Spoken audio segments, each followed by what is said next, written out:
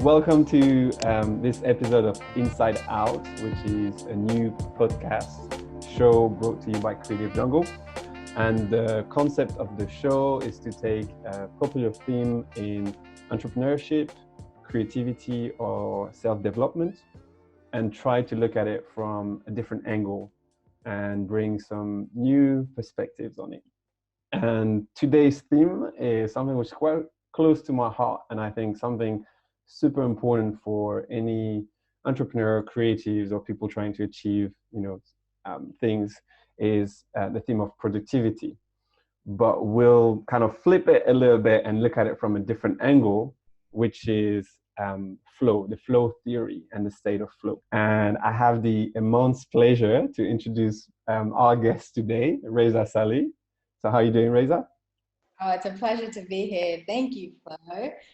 I'm Yeah, so I'm so happy to have you on the show because obviously you know about Creative Jungl. You've been involved in it from quite the beginning, and we talked about this discussion and making it happen. So super happy to have you on.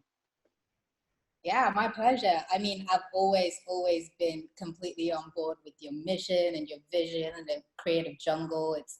It's always been like such a cool idea, and I can't wait to see where this takes off. I just think it's amazing that we have something like this. So Thank thank you, you. thank you very much. You are the best person to talk about the state of flow. I thought I will start with quickly introducing yourself to the audience. So you work as a management consultant for KPMG. You are a registered yoga teacher and also a performance coach. And you focus on topics such as breath work and the state of flow.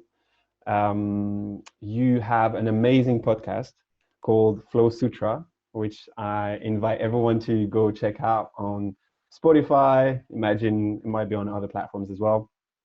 And last but not least, you are one of Creative Jungl's official DJs. And Hey. to start, like, what does that mean? What is the state of flow? So the state of flow, the godfather of flow is Mihai Csikszentmihalyi, and he's quite popularized the theory of flow. And he's well into his 80s now, but you know, a while ago he talked about it being the most optimal state of consciousness where you feel your best and you perform your best. It's those moments of rapt attention where action and awareness merges. You are performing at your best self. The work that's coming through you is really high quality. Time dilates, you lose a sense of time, there's a richness of information. Things are just clicking, everything's flowing from one to the other, effortless effort almost, right? And it's this loss of self-awareness as well, because you are so absorbed in the task at hand that there's, a merger, there's some kind of element of just oneness with what you're doing. So it's sort of extreme focus in a way and awareness, consciousness, but at the same time you lose the sense of self-awareness and kind of like the constant thoughts that we all have. Is that a good way to describe it? Yeah, you hit the nail on the head. Like, the reason why it's so powerful and your creativity is accelerated in this state is because certain parts of your brain that's associated with, the inner critic, that nagging voice in your head, and it sits in the dorsolateral prefrontal cortex, right? And that area shuts down in flow, like it's deactivated in. And so there is no second guessing of all of your amazing ideas that come through, and there's increased pattern recognition in your brain because, you might have an amazing idea and that negative voice isn't going, no, that sounds stupid. The voice in your head is, oh, this is fucking amazing. Like, and then it goes on to the next and next and next. And then you have this burst of creativity and all aspects of physical and mental performance almost go through the roof. What made you interested in this? How did you even learn about it in the first place? Yeah, that's a very interesting question. So, a few moments ago, I described flow as the optimal state of consciousness where you feel your best and you perform your best. Yeah. And what brought me to flow was the exact opposite of that, was not feeling my best and not performing my best and burning out from life, literally, just going through burnout and finding this place of like void inside of me where I felt like, oh, what is the meaning and what is the purpose of my life right now? Because when you work really hard without a why, that leads to burnout. 100%. But when you work hard and there is a why, that's when, that is when you really enjoy, make progress in your life. Yeah, it doesn't really feel like work. I mean, it is work, but it doesn't take as much of a toll on you. It gives you energy rather than draining you from your life energy. Yeah.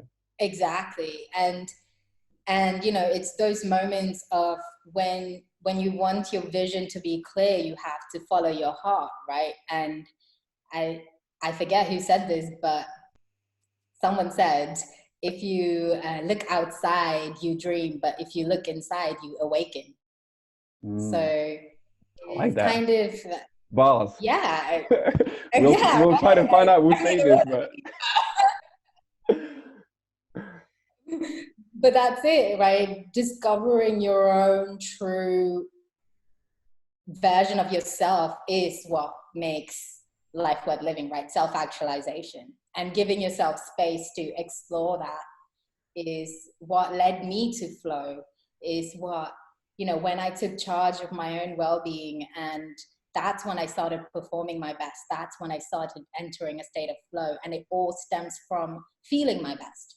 And feeling my best is what, helped me perform my best. Yeah.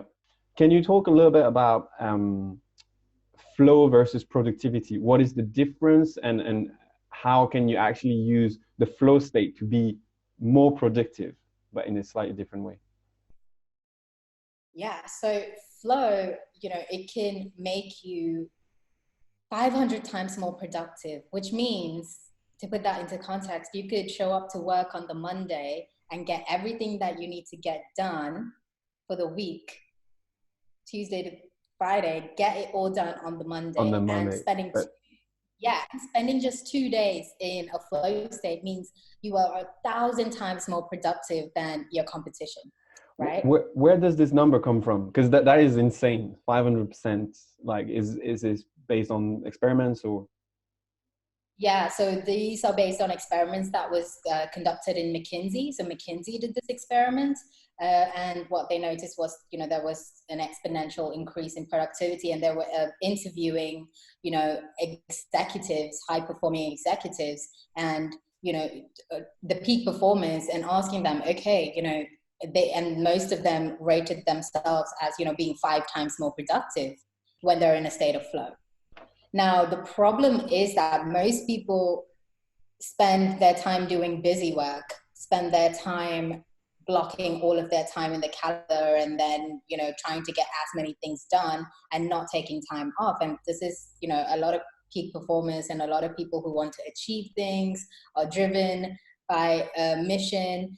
Though their mission is amazing and probably means a lot to them, they end up sacrificing all of the things that actually drive a flow state, which is recovery, which is release, which is making sure you're taking time out, which is making sure you cap your hours every day at 7 hours of work, making sure you take your weekends off, making sure you take that time to do active recovery.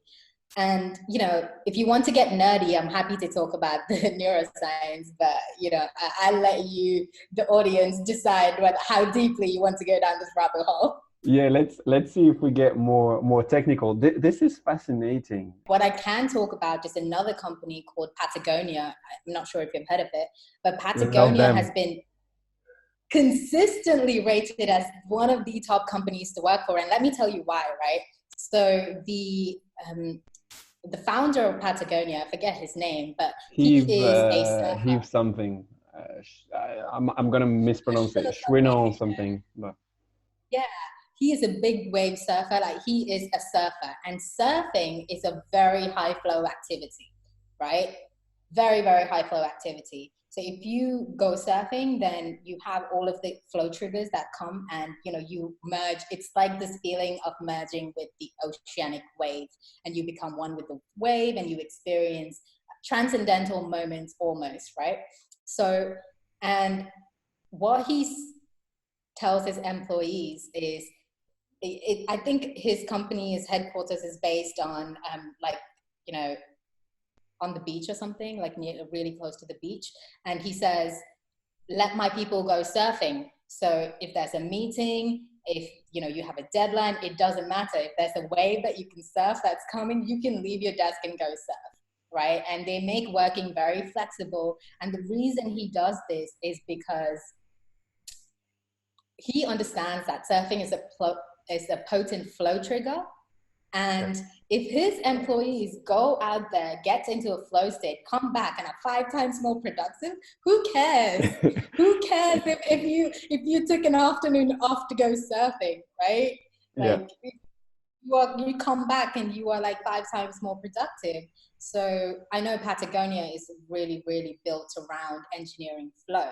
And, I have tried to speak within, my company to bring this, but it's really, really difficult within large organizations, especially like you said, McKinsey, with aggressive work cultures. Like, and it breaks my heart because everyone's going through burnout, and young people included.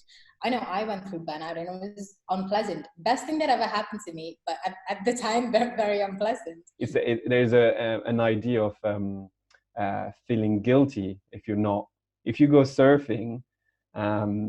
You might feel guilty that you're actually not doing the work. I don't know how do you approach that sort of guilt around I should be working right now, and how do you approach this in the context of flow? Because going through my own experiences, I realized that the more time I spend in recovery, the more time I spend doing the things that replenish the neurochemicals that I need to enter a flow state, which is a very high energy state. It releases the 5 to 6 or even more. Well, science has discovered at least 6 potent neurochemicals that all show up at the same time in a flow state. It's the most addictive state that you can find. To put that into context, when you fall in love with someone for the first time, and you're just like seeing all pink and rainbows and roses and everything's amazing and you can't see anything else, and the whole life is just tinged in like pink lenses or something, and the person becomes almost like a central part of your days. And if you think about how potent that experience can be, flow is probably way more potent, because when you fall in love with someone, it's mostly just 2 neurochemicals that show up. But when you're in a flow state, it's way more. So just to summarize, the state of flow is, being super focused, is your optimal state of, kind of consciousness, and less distractions. And this is where you do your best work and you feel the best, and you're 5 times more productive than normally, I will say. So how do you get there? Like literally on the pragmatic side, people who are listening, how can they implement that in their life? Okay, so for a long time, people thought that flow states are very elusive, but there's been a lot of research done, pioneered by Stephen Kotler, and what they found was that the flow state is ubiquitous, which means it can show up for anyone at any time, provided certain preconditions are met. So there are a list of flow triggers that, we're still doing experiments to understand what the different triggers are. But, some of the main triggers are focused awareness, embodiment. There should be, a challenge skills balance, right? So if the task is not challenging enough, you're bored, you're not interested. But if the task is too challenging, you're overwhelmed, you're anxious, right? So it needs to be in the sweet spot of an ideal ratio, that you're not bored and you're not overwhelmed. So you're aiming to stretch but not snap, so that your awareness is can be brought in. And so the flow is a cycle, right? There are 4 elements to a flow cycle. Essentially, there's the first part, which is a struggle, which is challenge, right? This is, say, when you're learning a new instrument, a musical instrument, perhaps. You're not going to be in flow when you've started to learn how to play. Like, we're both DJs, so we could talk about that. Stressful at the beginning. When you yeah, in the beginning, like, oh, I can't beat match. What am I doing, right? Like, it's just like, am I toned up or something? And you're kind of beating yourself up. You're getting frustrated, and then you get the basics right, and then that's the struggle part, right? So that's the challenge part, and then you have to go to a release part. And this is where you kind of take your mind off the problem and you go do something else, like you go for a walk, or you don't do anything like watching TV, for example, because what we're trying to do is keep in the state of consciousness, keep in a particular state of consciousness that facilitate flow. Things like TV will take you out of flow because it's heavily stimulating, the prefrontal cortex, which in a flow state, your prefrontal cortex is deactivated, meaning, Okay. and in that state, that's why you lose your sense of self, you lose sense of time, and that's why you're less anxious when you're in a flow state and you have this euphoric high, is because, anxiety exists in the past. Anxiety exists in the future, and depression exists in the past, right? They're both functions of time, essentially, right? So in a flow state, your prefrontal cortex that calculates time is deactivated. And so you don't have access to the past, you don't have access to the future. You are plunged into what researchers call the deep now, the present moment, everyone talking about the spiritual aspects of being in the now, being, present. So when you go to the release phase, it's an opportunity for you to take your mind off the problem, and then you can enter flow, right? When you come back and there are certain neurochemicals that have been replenished, then you may potentially enter flow.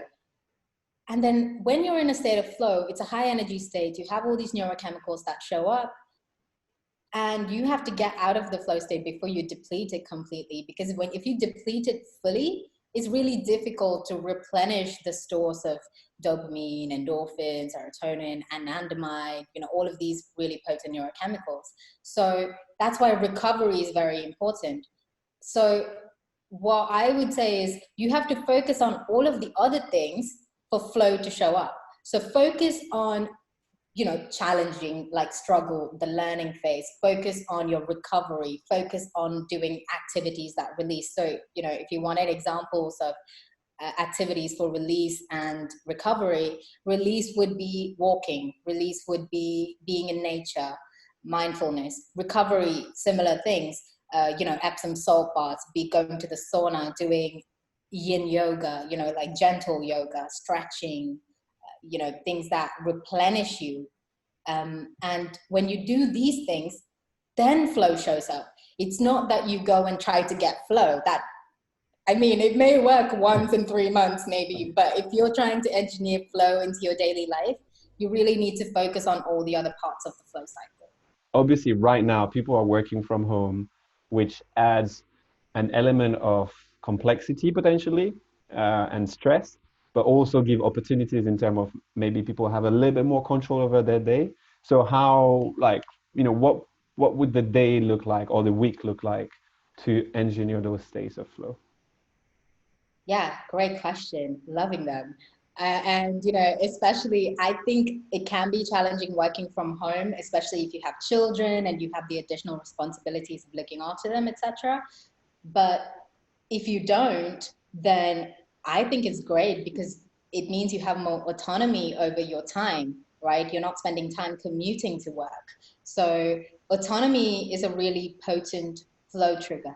Like, some of the really potent flow triggers are, having passion, having a purpose, right? And having mastery and having autonomy. So you want to know that you are the captain of your own ship.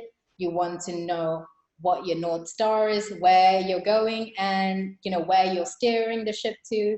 And you also have the desire to be wanting to steer the ship really well. So that is mastery, right? You want to steer it really well. Purpose is you want to know where your North Star is, where you're going. And autonomy is you want to be the driver of you want to be the captain of the ship. You want to be in the driver's seat. And that's because when you're in the driver's seat, you pay more attention, right? If you're driving the car, you have to pay more attention to where you're going. Whereas if you're a passenger, you don't care. You're plugging the aux cord in, playing your music, distracting the driver, So I think autonomy is a really potent flow trigger. So in regards to how do you deal with flow when you are embedded in structures and corporations that follow routines that are completely a train wreck for flow, right? So one of a really, really big potent derailing flow factors, a flow blocker, is constant incoming stimulation, like constant texting, constant emails. If you work in an organization where it's just like you have to respond in an hour or something. I remember I once had like this director in my company go like, you take too long to respond to an email. And it had only been like 2 hours or 3 hours. And I was just like, okay, whatever. but if you have company policies like that, like that's a train wreck for flow, because you need to be able to block out external stimuli and go really deep into your work. So I remember us talking, and I mentioned to you, like, I only check my phone once a day, and it works for me. Like right now, like it works perfectly for me. So I have one batched technology check where I go through my messages, I go through my emails, I go through, social media if I need to. But what I noticed was that like now I'm not spending any time doing any of the menial things, any of the things that don't really matter, Of course, it's very important to maintain social connection and, have really meaningful conversations with people that you care about and nurture the relationships. However, texting back and forth all the time, for me personally, it doesn't work. For me personally, I will text you and I will say, okay, let's have a proper chat one-on-one, or a group of friends get together and have a meaningful party or something, and that's what I engage in, right? I don't engage in like always texting people. And that's just, it's never been, it constantly stimulates a fight or flight response, right? Yeah, I don't know. Do you have any tips on communicating this with people you work with, your clients, your colleagues? Yeah, that's really interesting, especially, when it comes to like right now I'm working for myself. But when I do go into my organization where I am working for someone else, and I have clients, that hire us to do like really important jobs in the financial sector, and they have looming deadlines, and you are expected to be able to respond to them and bring in strategic solutions that help them with regulations, etc. So yeah, it's tricky when you're working for someone else, and this is what led to my burnout as well, right? Because I'm someone who can't stand the thought of always having to be a slave to my technology, right? Like slave to anything really. And again, I forget who said this, but there are two kinds of people. There is the slave and there is the free man or woman, right? And anyone who doesn't have 2/3 of his day for himself or herself is a slave. Mm-hmm. And, this might trigger people, but because it triggered me, I was like, oh my God, I don't have to, when I was burning out, I was like, I don't have time to do what I want to do. And flow, like you work for yourself, like you are a free person, and, it's up to you to like take that time, right? And be like, yeah, I respond to emails maybe at 3 p.m. every day. Like that's when I respond to emails. And I schedule meetings, only during the latter part of the day when I've done all of my amazing, difficult, hardest, needle moving, important work. Yeah. And then after I've exhausted my neurochemicals doing important work, then I'll take meetings, True. later But on. And that's the time I do my meetings. do you have sort of 3 takeaways that people can take from this conversation and really sort of focus on what they can do to, engineer more state of flow in their day, in their week, and get to this amazing state that you've described? The first thing that you need to make sure is that you are aligned with your passion and your purpose. So your why, right? I think it was Nietzsche that said, he who has a why to live can bear almost any how, right? So if you have a why, then it doesn't matter if it's a pandemic. It doesn't matter if things are going wrong in your life. You still have a why. You still have your values that are driving you towards the things, so you can bear almost any suffering because you have a purpose. Yeah. And the first thing I would say is find your passion and align it to a purpose. Second, I would say is you have to negotiate some sort of autonomy for yourself.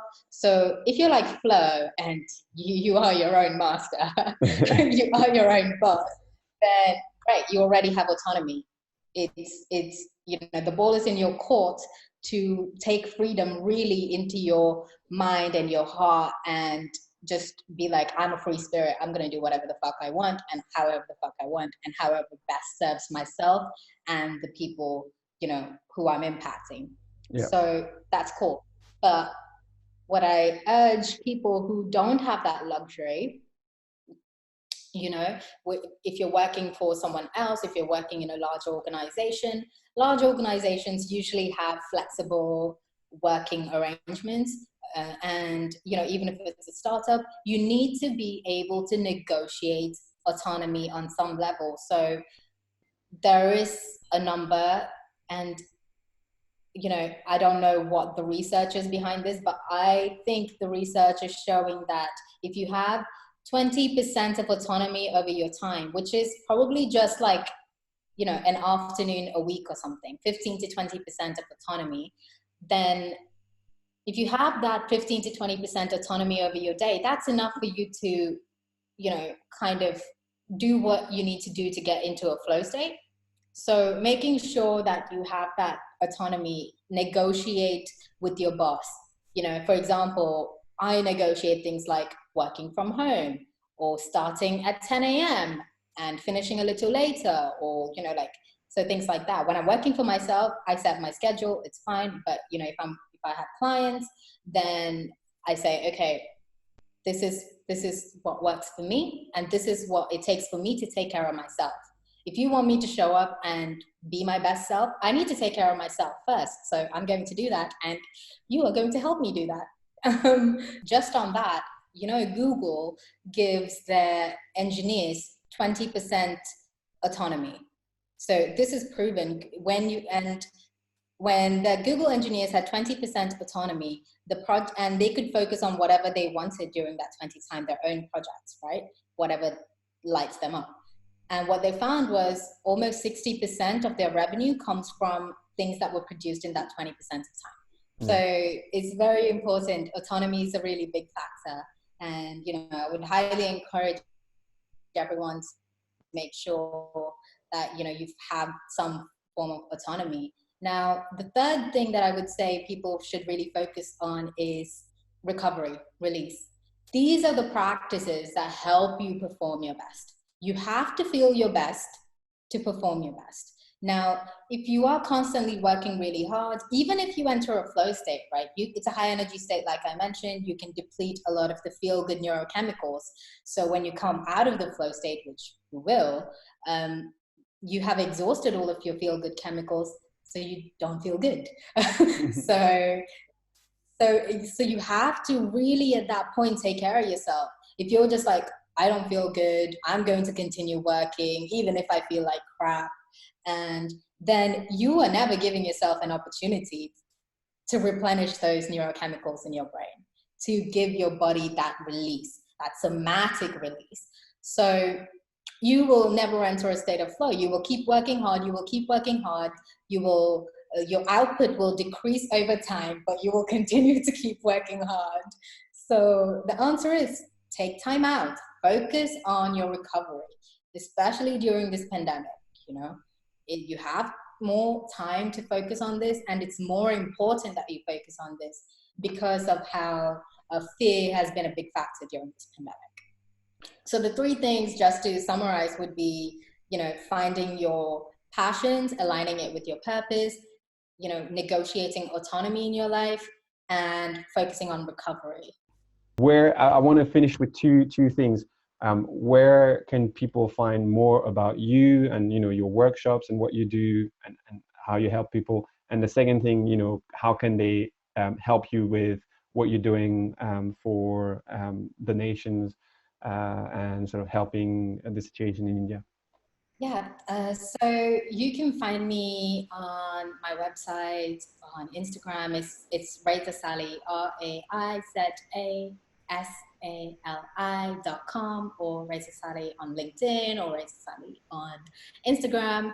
It's all the same. And I run, you know, workshops based on donation or free if you can't afford it, because I understand people have been let off from work, people have been made redundant, and people are fearful about, you know, their finances, but it shouldn't stop them from trying to gain a sense of sanity in their lives. And that's what I'm bringing through my workshop. Thank you so much, Flo. It's been a pleasure as always. And yeah, it's just been such an honor to be a part of Creative Jungl from the beginning. And I look forward to DJing again. Like, Well, trust DJing me. is natural, okay? It's so flowy. DJing is so flowy. Like, Yeah, well, such a trust me. flowy. Next event, you know, you're on the headline. You're official DJ. So hopefully soon.